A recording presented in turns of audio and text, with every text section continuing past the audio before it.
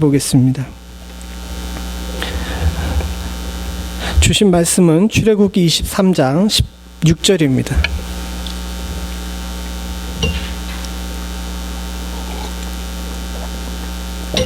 (23장 16절)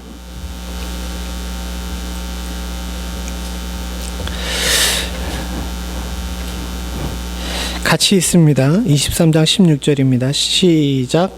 맥추절을 지키라. 이는 내가 수고하여 밭에 뿌린 것의 첫 열매를 거둠이니라. 수장절을 지키라. 이는 내가 수고하여 이룬 것을 연말에 밭에서부터 거두어 저장함이니라. 아멘.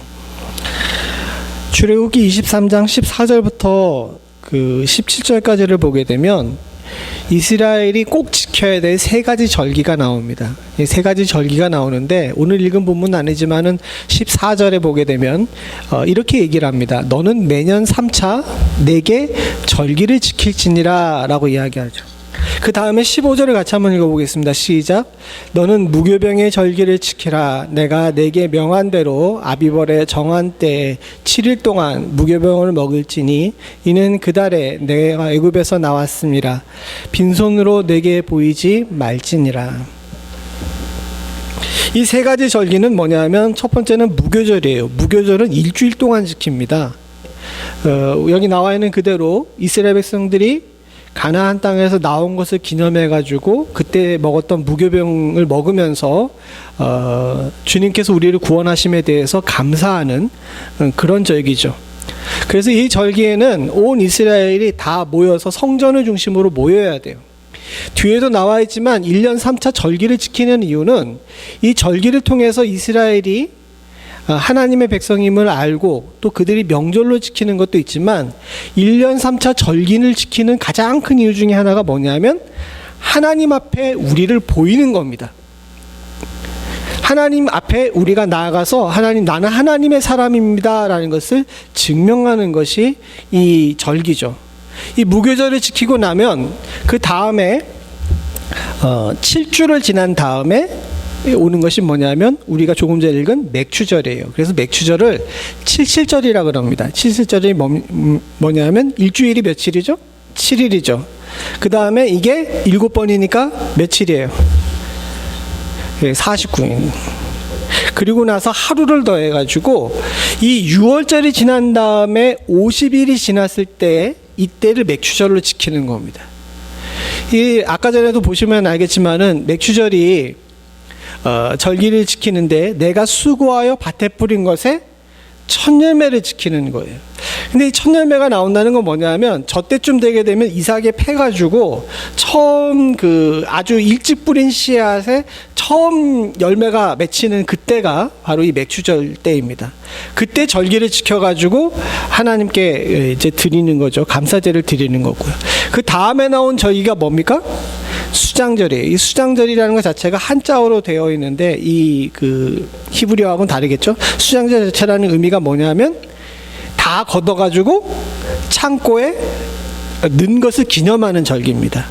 이렇게 세 가지 절기를 반드시 지키게 되어 있어요. 근데 이 세 가지 절기를 지키는 이유를 아까 전에 말씀드린 것처럼 하나님께 자기 스스로를 보이기 위해서입니다. 그런데 이 절기에서 주님께서 반드시 하나님 앞에 나오면서 요구한 것이 있어요. 15절 마지막에 보니까 뭐라 그럽니까?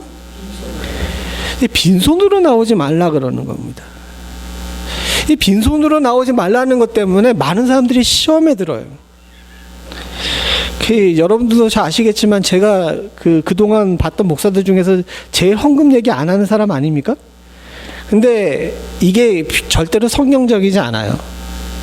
성경에서는요, 하나님 앞에 나오면서 빈손으로 나오지 말라 그럽니다. 많이 드리라고 얘기하진 않아요. 많이 드리라고 얘기하지 않지만 성경적 원리는 뭐냐면 물질이 있는 곳에 내 마음도 있어요. 또한 더불어서 하나님 앞에 빈손으로 나오는 것 자체에 대해서 하나님께서는 이것을 불신앙으로 보십니다. 왜 그러냐 하게 되면 저들이 빈손 들고 나아가지 않는 이유 중에 가장 큰 이유가 뭐냐면 내게 있는 모든 것들이 하나님께로부터 왔고 내가 하나님 소유라는 것에 대해서 확인하는 일이 바로 이 드리는 일이기 때문에 그런 거예요. 따라서 빈손으로 나오지 않았다는 것은 헌금을 드리지 않았다는 의미가 아니라 내가 하나님 소유인 것에 대해서 인정하지 않는다는 이야기가 되는 겁니다. 그래서 저 부분에 대해서 강조를 하고 있는 거예요. 더군다나 여기 나와 있는 15절의 말씀에도 나와 있지만 무교절을 지키는 이유가 무엇입니까? 하나님께서 이스라엘 백성들을 애굽 땅에서 구원해낸 것을 기념한 거죠. 하나님께서는 너 있는 거 내놔 이것부터 하지 않으신다는 거예요. 먼저 주시고 먼저 그들에게 나라를 허락하시고 그들에게 땅을 허락하신 다음에 그 다음에 어떻게 하십니까? 드리라고 이야기를 하시는 거예요. 이스라엘 백성들은 유월절과 이 모든 절기를 광야에서부터 지켰습니다. 목사님, 광야에서는 농사도 안 지었는데 어떻게 드릴 수가 있습니까? 라고 이야기할 수 있지만 사실 저들이 성막을 짓고 또 절기를 지키면서 물질을 드렸던 많은 물질은 이미 하나님께서 주셨어요. 어떻게 주셨냐면 이스라엘 백성들이 원래 애굽 땅에서 뭐였습니까? 근데 노예였어요. 노예가 재산이 있어요? 아니죠. 재산이 없어요. 노예가 재산이 없음에도 불구하고 그들이 애굽 땅에서 나올 때 무슨 일이 있었냐면 이 이스라엘 사람들 애굽 사람들에게 가가지고 달라고 이야기하는 권리를 얻었습니다. 그래서 출애굽기에 보게 되게 되면 애굽에서 많은 은금을 가지고 나와요. 빈손으로 나갈 수밖에 없는 노예인데도 불구하고 열장을 지나면서 애굽 사람들이 이스라엘 사람들 되게 무서워한 겁니다. 그러니까 이스라엘 사람들이 마지막에는 어떻게 하니까 애굽 사람들이 등 떠밀어서 나가라 그러는 거예요. 근데 그때 어떻게 합니까? 어떻게 해요? 원래 이제 나가겠다고 얘기할 때 붙잡을 때는 빈손으로 나가지만 나가라 그러는데 안 나가고 버티게 되면 이 집주인들이 어떻게 합니까? 어떻게 해요? 이게 집주인이 한 번도 안 돼보셨나? 집주인이 내가 그동안 있던 새 깎아줄게 나가라고 그렇게 얘기하잖아요. 그 마찬가지로 이 애굽 사람들이 이 이스라엘 사람들에게 금과 은을 재물을 내주면서 나가라고 등 떠밀었어요. 그러는 바람에 노예 상태에서 나왔음에도 불구하고 이스라엘이 꽤 큰 부자였어요.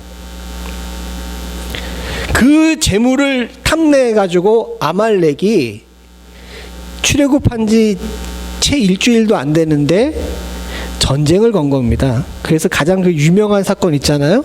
그 왜 모세가 팔을 들면 이기고 내리면 져가지고 아론과 홀이 같이 들어줬던 그때가 바로 출발한 지 얼마 안 돼서의 전쟁이었는데 만약에 이스라엘 백성들이 빈털터리로 나왔으면은 그 아말렉이라는 그 약탈 민족이 덤비지 않았겠죠.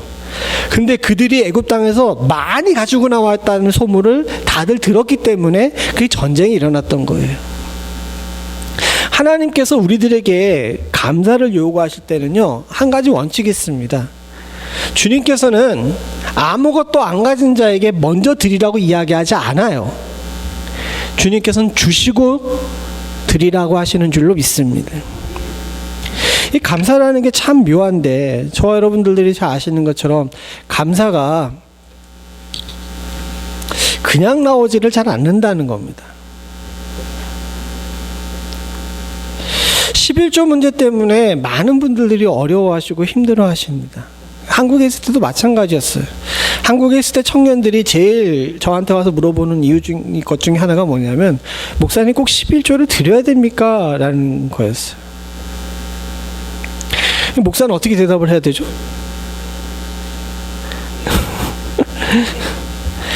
그리고 또 11조에 대해 가지고 많은 분들이 이야기하는데 세전 11조를 드려야 됩니까? 세후 11조를 드려야 됩니까? 하고 저한테 물어보는 경우가 많아요.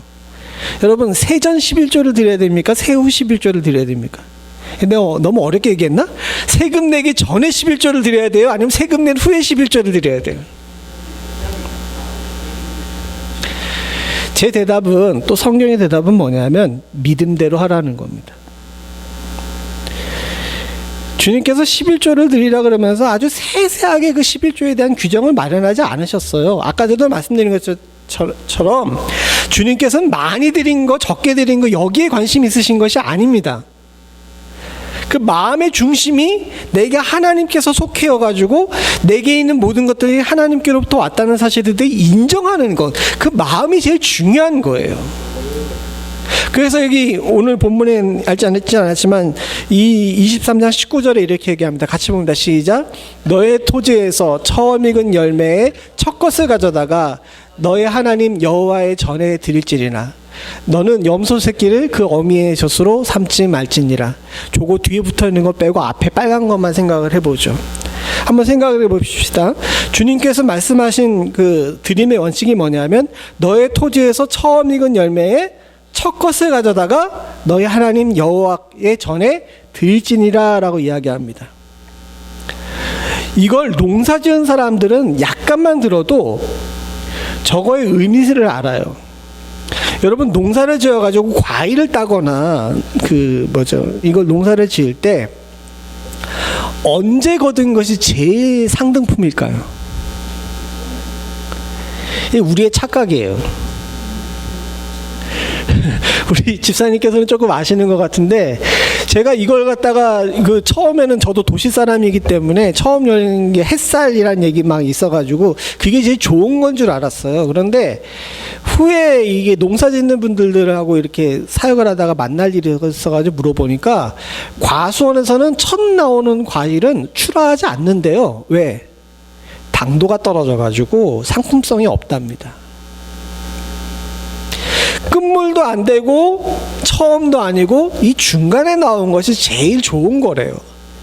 심지어는 논에서 나는 쌀도 우리는 햇살을 굉장히 좋아합니다. 왜 햇살을 좋아하냐면 한국의 풍토상 그런데 원래 우리가 이 추수하기 전에가 제일 배고프잖아요. 배고픈 상황에서 추수해가지고 제일 먼저 탈곡한 밥을 먹으니 얼마나 맛있어요. 그러니까 이 쌀의 품종이나 상태와 상관없이 처음 익은 게 너무 좋아가지고 햇살이 맛있다 그러는 건데 사실은 과학적으로 보거나 지금 현재 상황으로 봤을 때 제일 상품성이 좋은 거는 처음 익은 게 아니에요. 여기 나와 있는 얘기를 다시 한번 잘 생각해 봅시다. 주님께서는 가장 좋은 것을 달라고 이야기하지 않으셨어요. 뭔 얘기인지 아시겠습니까? 가장 좋은 것을 원하신 것이 아니라 우리의 마음의 처음을 원하신 거예요. 이것의 드림이 원칙입니다. 주신 것에 대해 감사할 줄 아는 사람은 처음 것이 배고프다가 얻는 처음 것인데 이것에 대해서 이건 하나님 거라고 이야기하며 구별할 줄 아는 용기와 믿음을 가지고 있는 거예요. 무슨 얘기인지 아시겠습니까? 지금에야 풍성한 때니까 잘 모를 수 있지만 아까 전에 말씀드린 것처럼 우리나라 사람들이 햇살에 집착하는 것처럼 이스라엘 사람들도 처음 것에 대해 집착할 수밖에 없어요. 왜? 걷기 전에 배고프거든. 원래 그렇잖아요. 넉넉한 집은 광에다가 막 쌀을 사와놓고 살기 때문에 계속해서 1년 내내 먹을 수 있지만 왜 보릿고개라는 게 생겼습니까? 보릿고개의 의미가 뭐예요? 가을에 추수한 것이 보리 추수 전에 다 떨어져 가지고 이 보리 추수 전에 사람들이 굶어서 죽는 사람들이 많았기 때문에 보릿고개 아니었습니까? 그런데 그러다가 보리의 처음 열매가 생기면 어떻게 돼요? 다른 들 그걸 뭐부터 하게 돼요? 입에 넣기가 바쁘죠. 그런데 그것을 갖다가 구별해요. 이스라엘 백성들도 마찬가지죠. 이 맥주 감사절이 있기에 바로 직전이 이스라엘에게서 제일 배고픈 시절이랍니다. 내가 너무너무 배고픈데 눈앞에 처음 뵌 첫 곡식이 있어요. 이거 내 입에 안 넣고 하나님께 드릴 수 있는 믿음을 가지라고 지금 이 이야기를 하고 있는 것입니다. 왜 그런 믿음을 우리에게 요구하시겠습니까? 우리 더 배고프라고요? 아니에요. 사랑하는 성도님들과 제가 분명히 기억하셔야 될 것이 있는데 주님께서 그렇게 우리들에게 요구하시는 것은 좋은 것을 달라는 것이 아니라 스스로를 하나님의 것으로 인정하고 드릴 줄 아는 자세가 우리에게 있어야 우리가 성도로서의 삶을 놓치지 않을 수 있기 때문에 그렇습니다. 이 원리를 여러분들과 제가 꼭 기억할 수 있는 은혜가 있기를 간절히 소원합니다. 지금은 농사 짓는 시대도 아니고 우리 교회 성도들 중에서는 농사 짓는 분들도 없어요.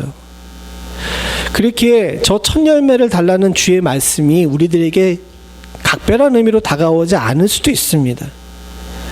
그러나 사랑하는 성도님들, 우리가 분명히 기억하셔야 될 것이 있고 또 오늘 우리의 본문을 통해서 깨닫기를 원하는 것이 있는데, 주님께서 원하신 것의 이 핵심을 여러분들 놓치지 않을 수 있기를 간절히 소원합니다.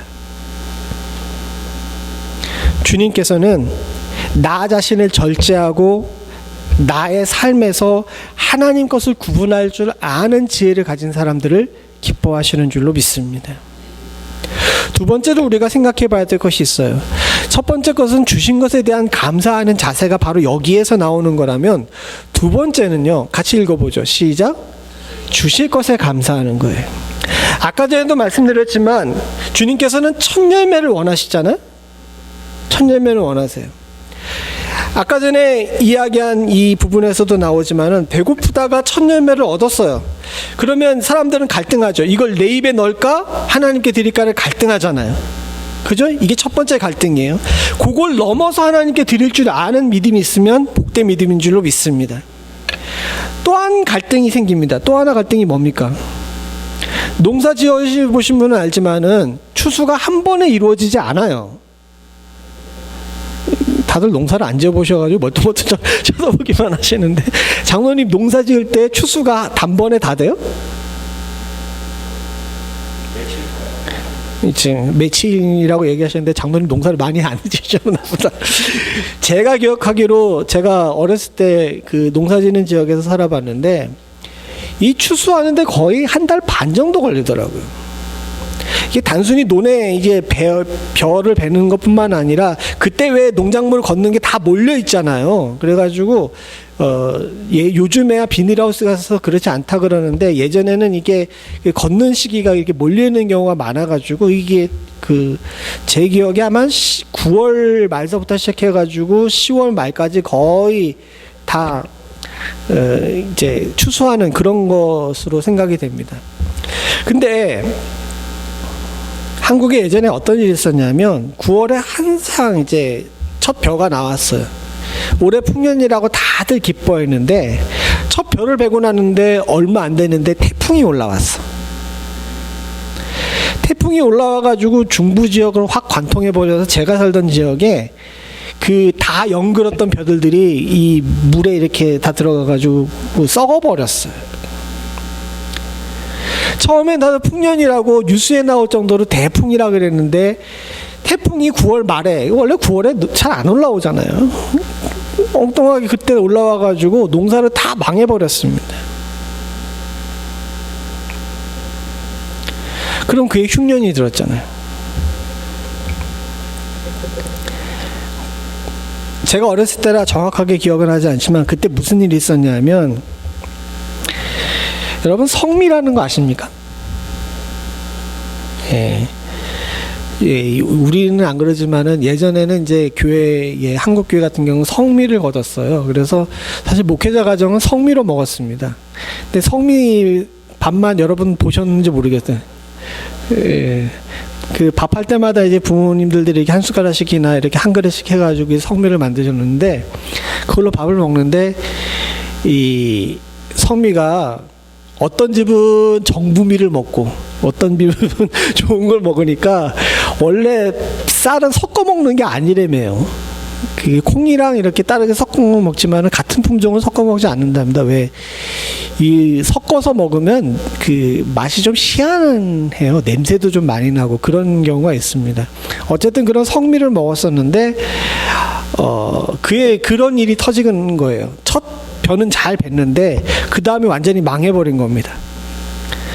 그러니까 예전에 분들은 좀 고시직하게 믿어가지고 이 성경 본문 그대로 처음 뵌 거니까 이거는 하나님께 드려야지 하고 구분이 되놨는데, 그게 내가 올해 추수한 것의 거의 절반에 가까운 것이 돼버린 거예요.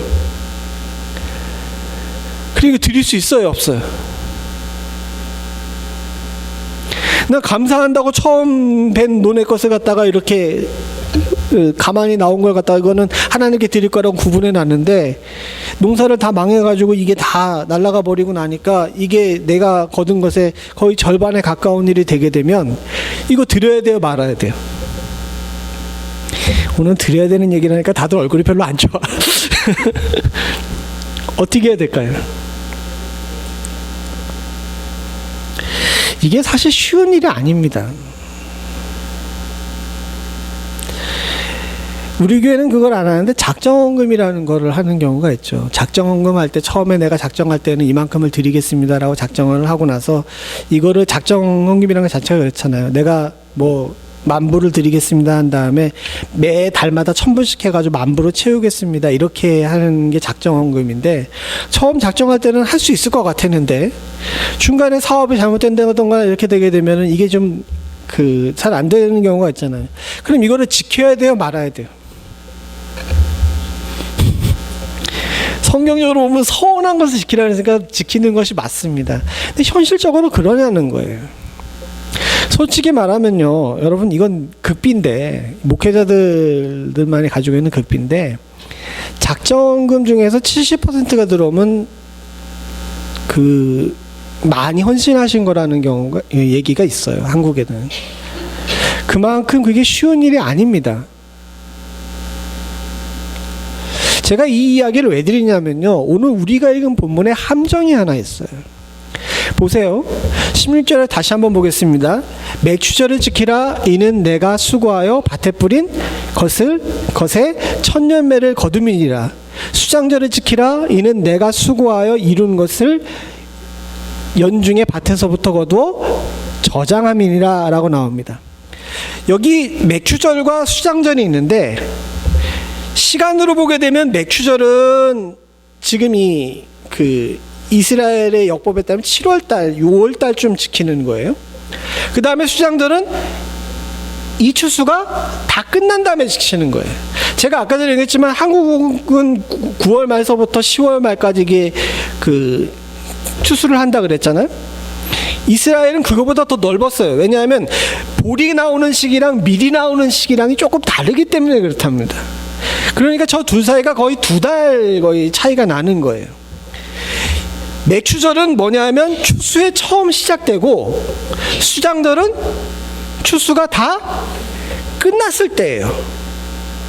무슨 얘기인지 아시겠습니까? 근데 우리의 추수감사절 개념은 어때요? 추수가 다 끝난 다음에 추수감사절을 하잖아요. 우리 11월 달에 추수감사절 하는 이유도 그거잖아요. 추수가 다 끝난 다음에 추수감사절을 하는 겁니다. 근데 주님께서는 감사절을 2번을 지키라 그러는데 어떻게 지키라는 겁니까? 처음 시작할 때랑 끝날 때. 처음 시작할 때 뭘 믿고 추수감사절을 드리는, 감사절을 지키느냐는 거예요. 이해가 가세요? 아까 전에 제가 말씀드렸지만 처음엔 추수를 잘 했는데 태풍이 와가지고 다 날려버리게 되게 되면 처음 감사, 두 번째 감사 중에서 처음 감사를 어떻게 드리냐는 거예요. 주님께서 이 절기를 지키라 그러는 것은 아까 전에 말씀드린 것처럼 헌금을 많이 걷기 위해서 지키라는 것이 아니라 성도들이 하나님 앞에서 감사할 줄 아는 자세를 갖기를 원하셨는데 받은 것에 대해서 감사할 줄도 알지만 맥추감사절을 지키는 가장 큰 의미는 뭐냐면 주실 것에 대해서도 감사할 줄 아는 자세를 가지라는 거예요. 누가 첫 추수에 낫을 갖다 대면서 감사하겠어요? 믿는 사람만 그렇게 할 수 있는 겁니다. 다 거둔 다음에 내 창고가 다 찼으니까 마음이 넉넉해서 드릴 수 있는 것은요, 믿음이 연약한 자들도 다 할 수 있어요. 그러나 보리에, 밀에, 벼에 첫 낫을 대면서 처음부터 감사할 줄 아는 것은 강한 믿음으로 내게 있는 모든 것들이 하나님께로부터 올 것이라는 사실에 대해서 확신하는 자만이 할 수 있는 믿음의 고백인 줄로 믿습니다. 그리고 성숙한 성도는 바로 이것을 할 줄 알아야 돼요. 주신 것에 대해서 감사할 줄도 모르는 세상 속에 살고 있기 때문에 주신 것에 대해서 감사하는 것도 대단한 겁니다. 그러나 사랑하는 성도님들, 저희가 거기에서 머물러서는 안 되잖아요. 주님께서는 이스라엘 백성들에게 수장절만 지키라 그런 것이 아닙니다. 유월절만 지키라 그런 것이 아니에요. 맥주절을 주셔가지고 성도들에게 믿음으로 사는 법을 알려주시고 계시는 겁니다. 사랑하는 성도님들, 저와 여러분들도 믿음으로 사는 법을 배울 수 있는 은혜가 있기를 소원합니다. 감사의 가장 높은 레벨은요, 주신 줄로 알고 감사하는 것인 줄로 믿습니다. 다윗이 그거를 잘했어요. 그래서 그가 성공했습니다. 저도 여러분들도 이거 잘할 수 있기를 간절히 소원합니다. 내 지금 현재의 삶이나 우리 교회의 일, 또 자녀들을 볼 때 답답한 일들 많죠. 나라와 세계의 일들을 볼 때에도 마찬가지입니다. 그러나 믿음의 사람들이 항상 기쁘게 살 수 있는 것은 무엇 때문입니까? 과거도 살펴주셨고 지금도 살펴주시고 앞으로도 우리를 살펴주실 하나님을 신뢰하기 때문인 줄로 믿습니다.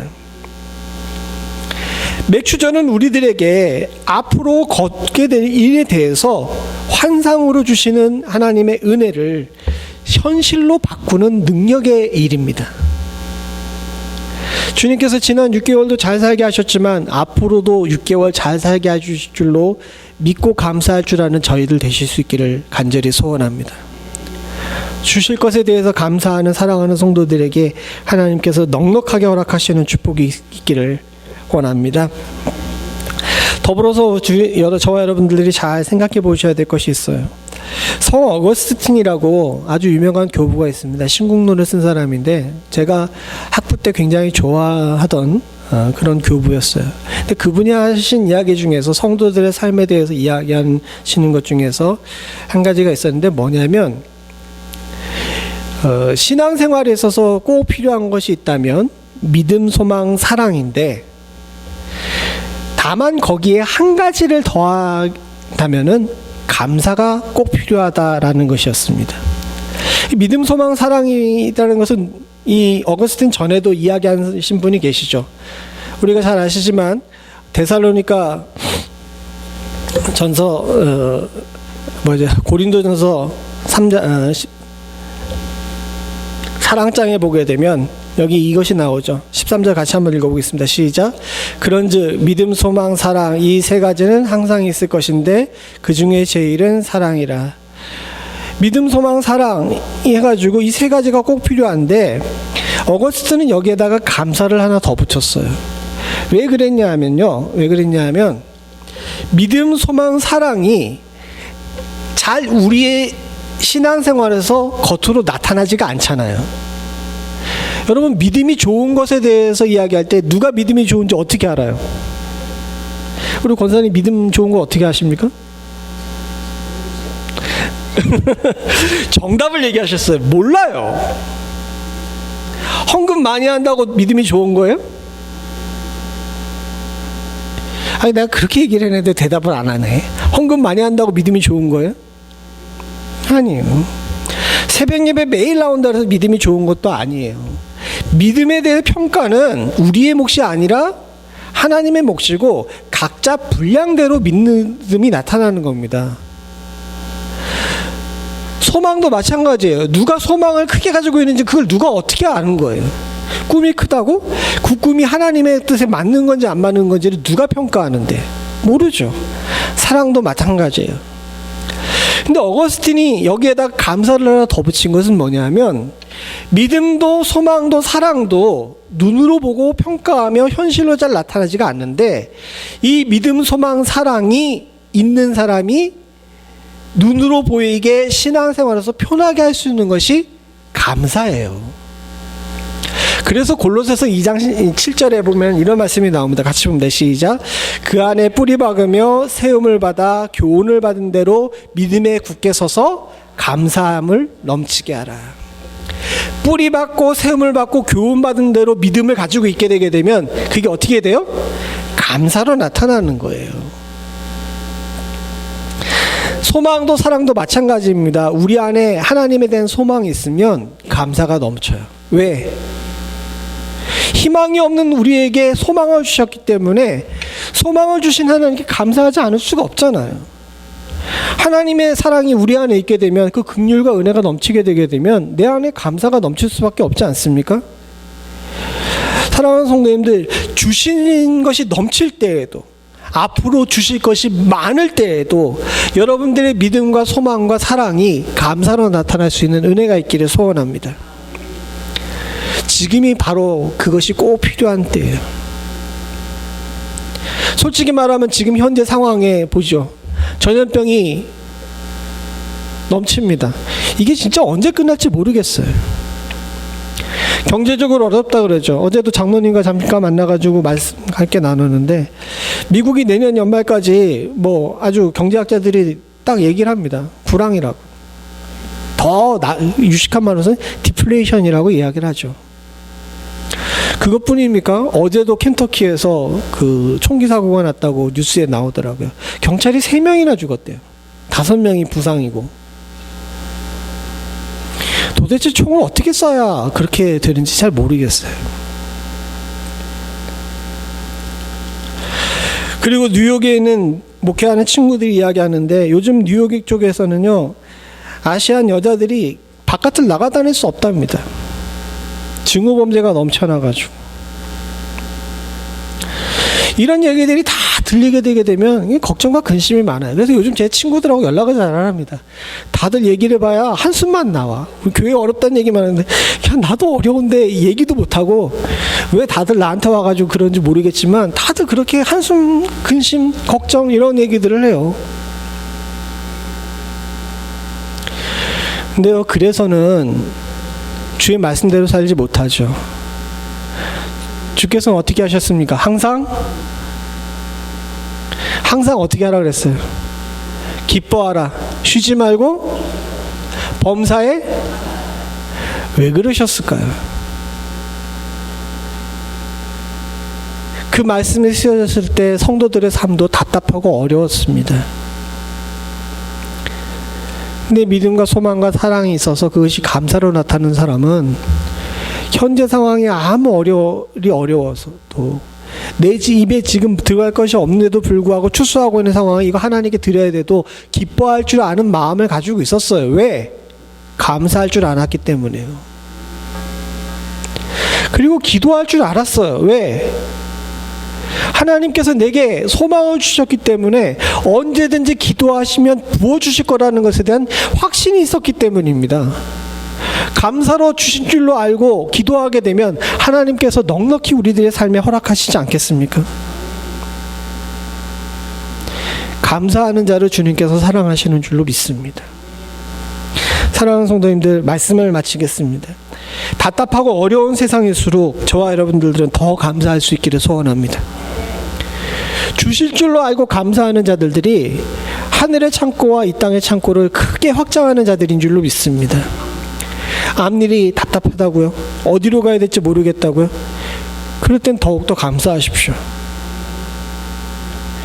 그 감사하는 자들에게 길을 주님께서 형통한 길로 인도하시는 축복이 있을 줄로 믿습니다. 같이 기도하시겠습니다. 은혜가 풍성하신 하나님 아버지, 그동안 우리의 믿음은 주신 것에 대해서만 감사하고 그마저도 종종 까먹고 하나님 아버지 온전히 서지 못했음을 주께 고백합니다. 그러나 이제 이후로는 우리의 믿음이 주신 것에 감사하는 것뿐만 아니라 주실 것에도 감사할 줄 아는 맥주 감사절의 정신을 꼭 기억할 수 있도록 주님 도와주시옵소서. 지금 내 입이 공공하고 힘들지만 이것을 배워서 하나님께 드리게 되면 주님께서 내 삶을 넉넉히 채우실 것이라는 믿음의 확신을 가진 자들의 그 감사가 바로 우리의 감사 될 수 있기를 간절히 소원합니다. 아버지 하나님 도와주시옵소서. 주의 은혜 가운데 서게 하여 주시며 하나님 이외에 그 어떤 것들에게 마음의 생각을 두지 않을 수 있도록 주님 도와주시옵소서. 하나님께서 내게 주시겠다고 약속하신 것들은 다 내 것임을 확신할 수 있도록 주님 도와주시옵고, 불안한 마음으로, 겁에 질린 마음으로, 근심과 걱정의 생각으로 이 어려운 세대를 하나님 아버지 눈물과 슬픔으로 사는 자들이 아니라 기뻐하고 기도하며 감사할 줄 아는 자로 살 수 있도록 주님 도와주시옵소서. 주께서 주의 사랑하는 성도들을 붙드시고 오늘 주의 말씀을 들으며 은혜 가운데 믿음으로 살기를 결단하는 자들에게 복 주시기를 간절히 소원하옵고 모든 말씀 예수님의 이름으로 기도드리옵나이다. 아멘.